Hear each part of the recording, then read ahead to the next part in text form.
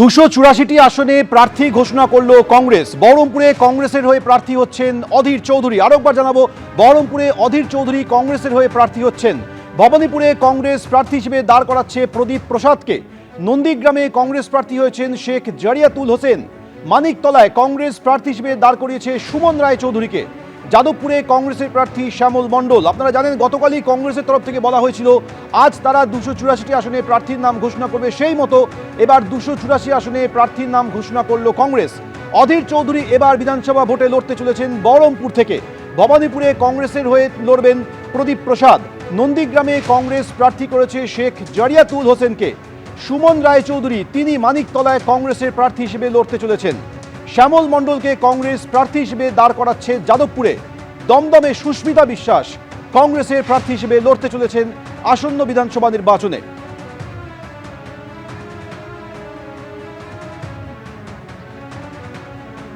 দুশো 284টি আসনে প্রার্থী ঘোষণা করল কংগ্রেস। বহরমপুরে অধীর চৌধুরী এবার বিধানসভা আসনে লড়তে চলেছেন। ভবানীপুরে কংগ্রেসের হয়ে লড়বেন প্রদীপ প্রসাদ। নন্দীগ্রামে কংগ্রেস প্রার্থী হিসেবে দাঁড় করিয়েছে শেখ জারিয়াতুল হোসেনকে। মানিকতলায় সুমন রায়চৌধুরী কংগ্রেসের প্রার্থী হয়েছেন। যাদবপুরে কংগ্রেস শ্যামল মণ্ডলকে প্রার্থী করেছে। দমদমে কংগ্রেসের প্রার্থী হিসেবে লড়তে চলেছেন সুস্মিতা বিশ্বাস। গতকাল কংগ্রেসের তরফ থেকে বলা হয়েছিল যে আজই তারা তাদের প্রার্থীর নাম ঘোষণা করবে, সেই মতো এবার জানা যাচ্ছে 284টি আসনে কংগ্রেস তাদের প্রার্থীর নাম ঘোষণা করলো। ইতিমধ্যেই সিপিএম, বিজেপি, তৃণমূল তাদের প্রার্থীর নাম ঘোষণা করে দিয়েছে, আর এবার কংগ্রেসও তাদের প্রার্থীর নাম ঘোষণা করলো 284টি আসনে। বহরমপুর থেকে অধীর চৌধুরী লড়তে চলেছেন।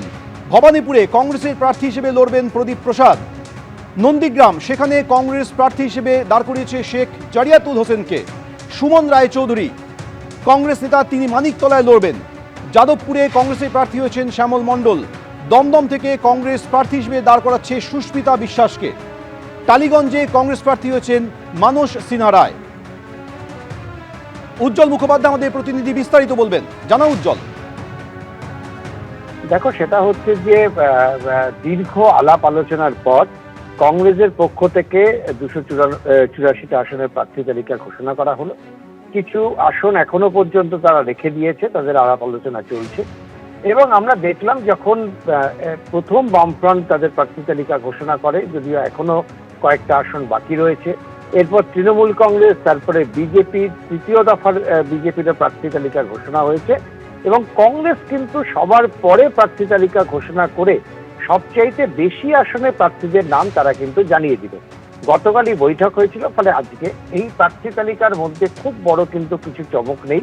কারণ এবার কংগ্রেস প্রথম থেকেই তারা এই ঘোষণা করেছিলেন যে যারা বুথ স্তরের একেবারে কর্মী, যারা প্রতিদিন কংগ্রেস করে, মূলত তাদেরকেই এবার নির্বাচনে প্রার্থী করা হবে। তাদের মধ্যে থেকে যারা এগিয়ে থাকা, অর্থাৎ প্রথমত তারা কোনো জোট করবে না, কারণ সেক্ষেত্রে তাদের যুক্তি ছিল যে গোটা রাজ্য জুড়ে কংগ্রেসের পতাকা উড়ুক, এটাই তাদের প্রথম এবং প্রাথমিক লক্ষ্য।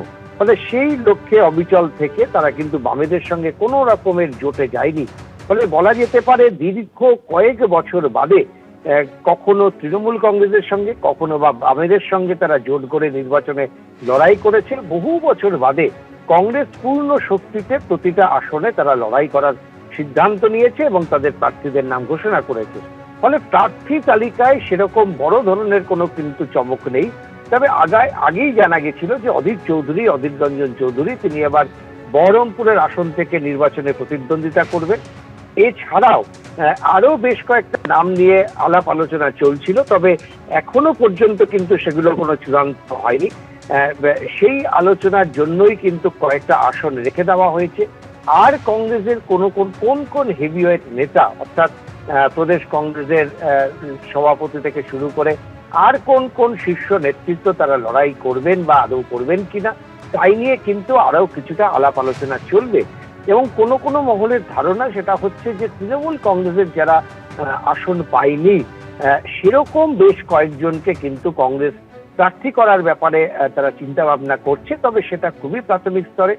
যেমন বাদুড়িয়াতে তৃণমূল কংগ্রেসের যিনি বিধায়ক ছিলেন, তিনি এবার আসন পাননি, তিনি এবার তার নাম কিন্তু তালিকায় নেই তৃণমূল কংগ্রেসের।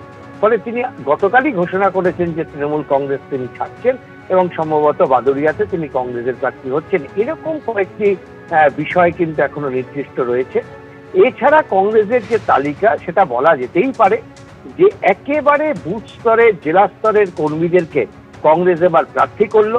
2,500 নাম জমা পড়েছিল বাছাইয়ের জন্য, যারা প্রার্থী হতে চেয়ে কংগ্রেসের কাছে আবেদন জানিয়েছিলেন, এবং তারপর বহু আলাপ আলোচনার পর সেখান থেকেই কিন্তু এই নামগুলোকে তারা চূড়ান্ত করেছে এবং কংগ্রেস নেতৃত্ব জানিয়েছেন যে এবার একেবারে একদিকে বিজেপি, অন্যদিকে তৃণমূল কংগ্রেস, এই দুই শক্তির বিরুদ্ধে পূর্ণ শক্তিতে তারা লড়াই করবে। আরো একটি বিষয় সেটা হচ্ছে যে এবারের কংগ্রেসের প্রচারে উত্তরবঙ্গ এবং বহরমপুর থেকে শুরু করে উত্তরবঙ্গে অন্তত দুবার রাহুল গান্ধী তিনি প্রচারে আসতে পারেন বলে খবর। পাশাপাশি প্রিয়াঙ্কা গান্ধীকেও প্রচারে আনা যায় কিনা সেই ব্যাপারেও কংগ্রেস নেতৃত্ব, প্রদেশ কংগ্রেসের নেতৃত্বের তরফে এআইসিসির কাছে আবেদন জানানো হয়েছে। উজ্জ্বল, আমাদের সঙ্গে থাকো। 284 আসনে প্রার্থী ঘোষণা করলো এবার কংগ্রেস, যেখানে বহরমপুর আসনের জন্য অধীর চৌধুরীর উপরই ভরসা রাখলো কংগ্রেস, তাকেই প্রার্থী করেছে কংগ্রেস এবার 2026-এর নির্বাচনে। অন্যদিকে রাসবিহারী কেন্দ্রের উল্লেখ করি আপনাদের সামনে, রাসবিহারীতে কংগ্রেস প্রার্থী আশুতোষ চট্টোপাধ্যায়, ভবানীপুরে কংগ্রেস প্রার্থী প্রদীপ প্রসাদ, অর্থাৎ ভবানীপুরে এই প্রদীপ প্রসাদ কংগ্রেসের প্রার্থী, তার লড়াই মমতা বন্দ্যোপাধ্যায় এবং অন্যদিকে শুভেন্দু অধিকারীর সঙ্গে। এরই পাশাপাশি নন্দীগ্রামে যেখানে কংগ্রেস প্রার্থী শেখ জারিয়াতুল হোসেন, মানিকতলায় সুমন রায়চৌধুরী তিনি এবার প্রার্থী হয়েছেন, তিনি টিকিট পেয়েছেন, মানিকতলা থেকে তিনি লড়াই করছেন কংগ্রেসের প্রতীকে।